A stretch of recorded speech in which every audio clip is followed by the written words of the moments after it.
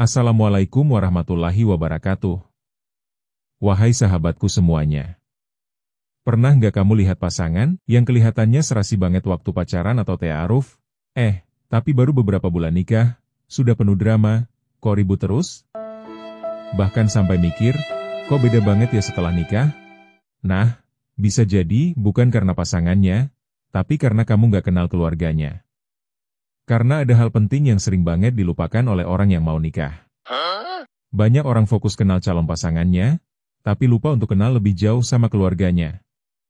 Di video ini, kita akan bahas kenapa asal-usul keluarga bisa memengaruhi rumah tangga kamu ke depan. Bahkan bisa jadi penentu langgeng atau enggaknya pernikahanmu nanti. Kalau kamu lagi mikir buat nikah, atau lagi deket sama seseorang, video ini wajib kamu tonton sampai habis. Rasulullah Shallallahu Alaihi Wasallam udah mewanti-wanti kita. Beliau bersabda, pilihlah untuk air mani kalian, karena keturunan itu kuat pengaruhnya.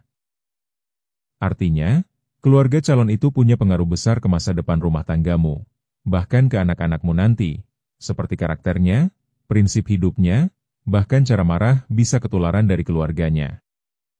Setiap keluarga tuh kayak dunia kecil, yang punya tradisinya sendiri. Mereka tumbuh dari kebiasaan dan nilai-nilai di rumahnya. Mulai dari cara mereka bersikap, cara makan, bahkan cara mereka mandang kebersihan rumah.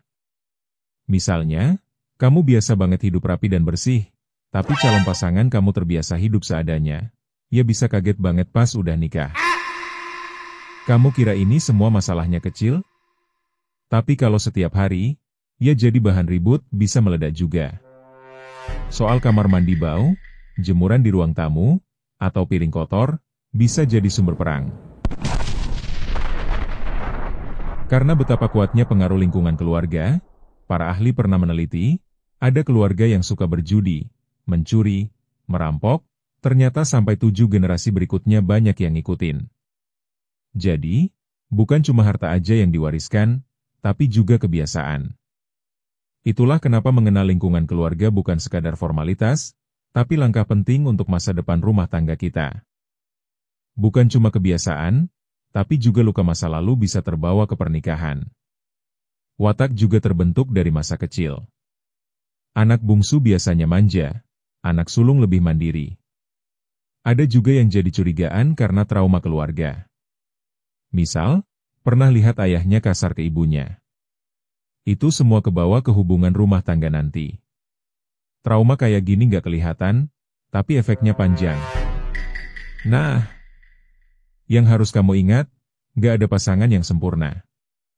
Mau nyari yang 100% cocok tuh susah. Yang penting, seide dan seakidah, bisa saling ngerti, nggak semua bisa langsung berubah. Karena yang kita hadapi itu pola hidup dari kecil.